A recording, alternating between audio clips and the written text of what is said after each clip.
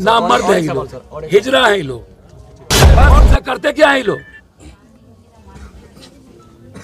चाटू अपराधी नहीं मरेगा की जरूरत है कि सीधा माथा में गोली मारने की जरूरत है। पागल हाथी को और पागल शेर को, तो इस पागल क्रिमिनल को क्यों नहीं मारा जाए। खदेड़ने की जरूरत अब नहीं है भट्टी जी कि खदेड़ो, अब मारने में दम ना हो, जो अपराधियों से लड़ने की हिम्मत ना जुटाए, जो नेताओं के खिलाफ बोल ना पाए, इस नेक्सस को मिटाने की औकात ना हो, उसको एक दिन भी इन मोगों को जनप्रतिनिधि रहने का अधिकार नहीं के टाइप से जीते हैं। चाहे कोई एमपी हो, एमएलए हो, मंत्री हो, इन लोगों को औकात नहीं होती है। ये लोग अपने वोट के लिए इन लोग को पालते हैं। सबसे बड़ी बात है कि इन लोगों के भीतर डर क्यों नहीं। कल भी हम 4 हत्या में गए, अब फिर यहाँ से हत्या में जा रहे हैं, और सुबह से हत्या में। हत्या छोटी हो बड़ी हो, खास तौर पर बारसोई। हम पहले भी जब भी हम घटना में आते हैं, या कटिहार में मनिहारी और बारसोई अनुमंडल, ये जो 2 अनुमंडल है कटिहार का, उधर साहेबगंज और भागलपुर से जुड़ा है, और इधर बंगाल और पूर्णिया से जुड़ा हुआ है। तो जो अपराधी इतने बड़े शूटर हैं, देखिए 2 बात होती है, एक होता है शूटर और एक होता है जो हत्या करवाता है। अब टेक्निकल एफएसएल रिपोर्ट अब जांच नहीं करेंगे,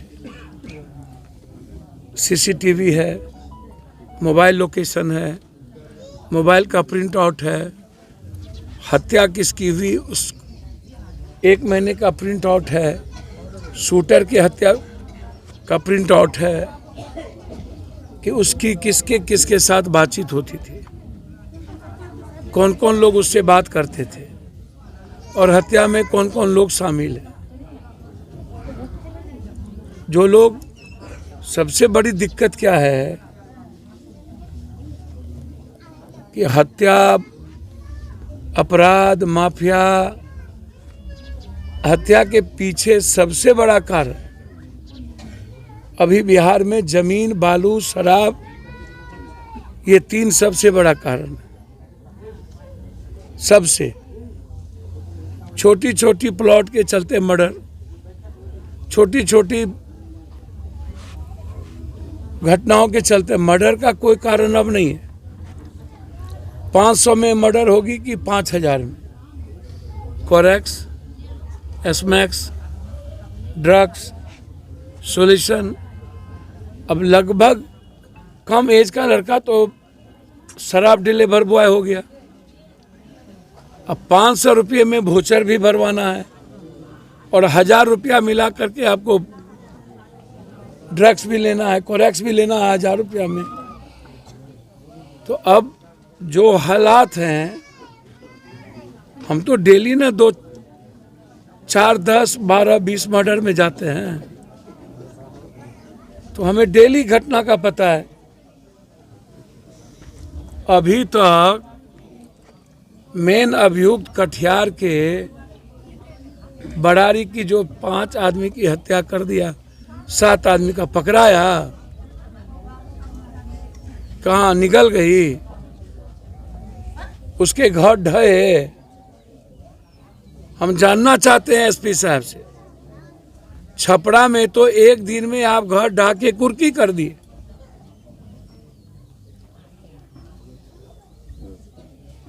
ये 3 आदमी जो लाल बाबू सहनी, मोहित उर्फ मौलवी, साकिर, जिस पर कई हत्या का आरोप है, लगभग पंचायत समिति से लेकर, अब बबुना जी से लेकर, संजीव मिश्रा से लेकर, और इसके पहले मुखिया पति 2019 में खुश दिल जहाँ हम गए थे, सभा हुई थी ना, तो इतनी घटनाएं और कई बड़ी बड़ी घटनाएं, बारसोई लगता है कि कंप्लीट रूप से सरकार के अंडर से गायब हो गया, या बिहार में बारसोई नहीं रहा, तो बिहार लगता है ये बांग्लादेश में भेज दिया गया। सर बारसोई मेरा 3 बात है, संरक्षण प्राप्त इन लोगों को कहां से होता है, कौन लोग हैं जो प्रोटेक्ट करते हैं। एक तरफ थाना से डीएसपी सिंडिकेट चलाता है, गांजा भांग,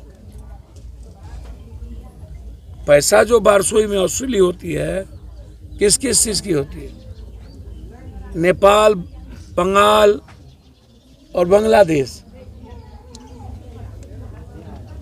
कई सारी तस्करी, बड़ी छोटी तस्करी इस इलाके में होती है, उसके भी सिंडिकेट यही लोग हैं। और इन सारे चीजों में मिली भगत किसकी है, पैसे किसके हैं, जो बंटवारा है नेताओं तक जाता है, ऊपर तक जाता है, सबकी हिस्सेदारी और भागीदारी है इन पैसे के माफियागिरी में। जमीन में सबसे बड़े देने वाले पैसे वाले कौन होते हैं, नेता तय करता है कि बड़े माफिया कौन, मरवारी कौन पैसा वाला इस जमीन में लगाएगा, और धमकी देता है अपराधी। अपराधी यूज होता है पदाधिकारी के द्वारा, नेता के द्वारा, और यूज करते हैं ये लोग। 20 लाख रुपया इन लोगों को चाहिए किसी भी कीमत पर।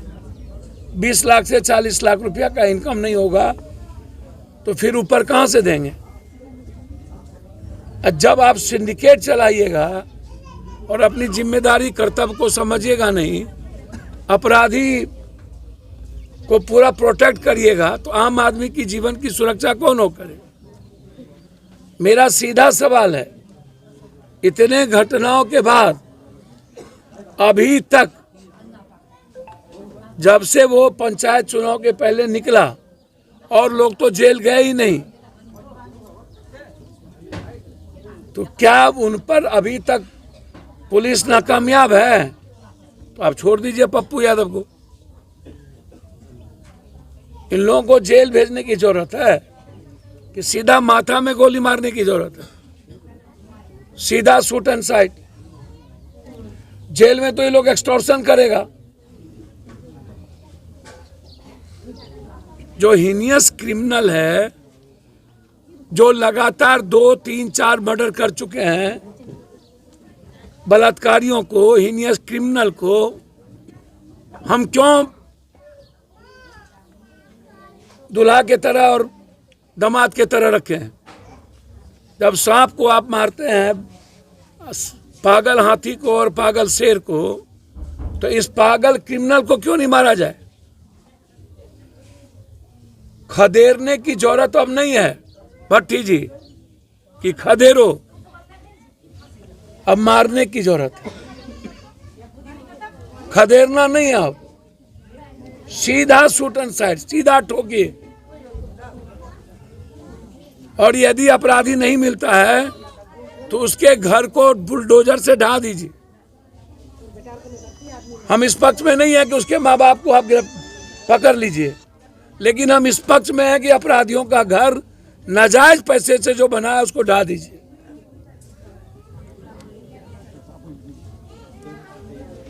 अब इतनी बड़ी घटना घट गई,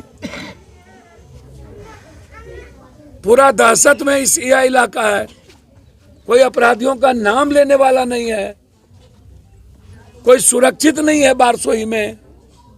अब बारसोई धन पशु हो गया है कमाने का। इधर फ्लड, सिंचाई विभाग धन पशु, पीडब्ल्यूडी धन पशु।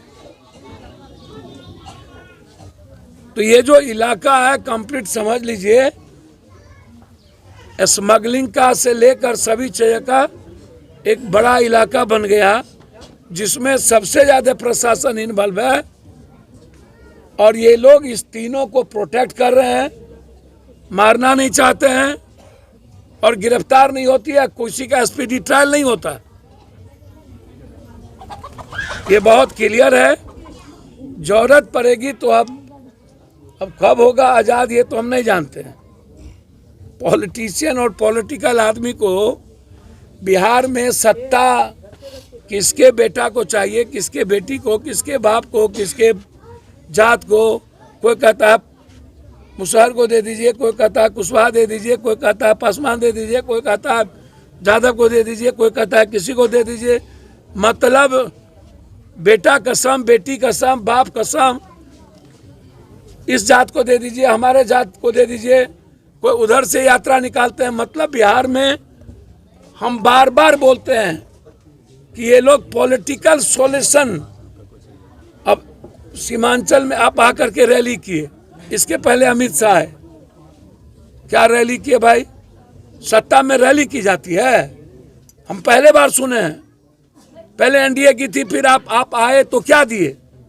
ना तो आप मखान की फैक्ट्री दिए, ना तो आप मक्का के बारे में सोचे, ना तो आप बाढ़ से मुक्ति के बारे में सोचे, ना तो आप आर्सेनिक और आयरन पानी के बारे में सोचे, ना तो कैंसर, टीबी, दम्मा, हैजा के बारे में सोचे, ना तो मेरे पलायन के बारे में सोचे, ना तो आप विशेष राज्य विशेष पैकेज के बारे में सोचे, ना तो बंद पड़ी फैक्ट्री के बारे में सोचे।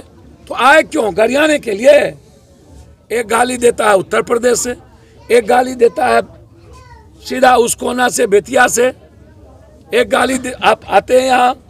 भैया सत्ता में काम करने ना आपको मिला है तो आप मारिए ना अपराधी को, पीस दीजिए। सत्ता में आपको काम करने का मिला है तो आप चेंज कर दीजिए अस्पताल और एजुकेशन, स्कूल। क्यों नहीं चेंज करते हैं? तालीम चेंज कर दीजिए बच्चे का, भ्रष्टाचार मिटा दीजिए। बस इन लोगों को कोई मतलब नहीं। आप लोग कैसे एमएलए एमपी को चुनते हैं, हो पार्टी सबको, जिसके भाव में जुबान में दम ना हो, जो अपराधियों से लड़ने की हिम्मत ना जुटाए, जो नेताओं के खिलाफ बोल ना पाए, इस नेक्सस को मिटाने की औकात ना हो, उसको एक दिन भी इन लोगों को जनप्रतिनिधि रहने का अधिकार नहीं है। ये लोग हिजरे के टाइप से जीते हैं, चाहे कोई एमपी हो, एमएलए हो, मंत्री हो, इन लोगों को औकात नहीं होती है। ये लोग अपने वोट के लिए इन लोग को पालते हैं, सेवते हैं कि वोट आने पर हम लोग इन्हीं लोगों से वोट लेंगे। और सबसे बड़ा अंतिम प्रॉब्लम ये है कि सोसाइटी में जिस जात का मर्डर होता है उसको हीरो मान लेता है कि मेरे जात का है, ये मेरे कौम का है, ये मेरे धर्म का है। न्याय की बात कोई नहीं करता है, राजनीति आ जाती है। नतीजा होता है कि अपराधियों को संरक्षण मिल जाता है। तो समाज कम दोषी नहीं है, समाज भी दोषी है। ऐसे लोग जिंदा रहने के पीछे सोसाइटी सबसे बड़ा कारण है। समाज को क्या समझते हैं? ये लोग लड़ने जानता है। इन्हीं लोगों के चलते तो दुर्गति है आज सब कुछ की।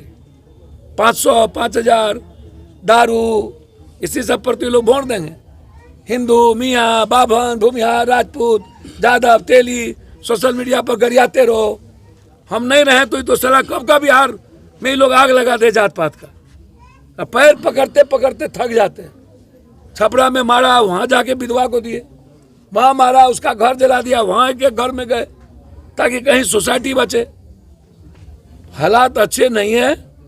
हम इस परिवार की सुरक्षा की पूर्णतः पूरा मांग करते हैं।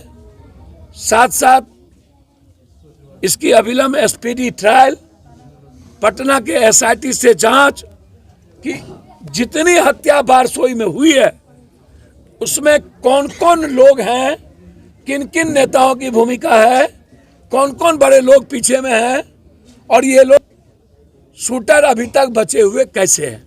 तो एसआईटी की मांग, सुरक्षा, इस पर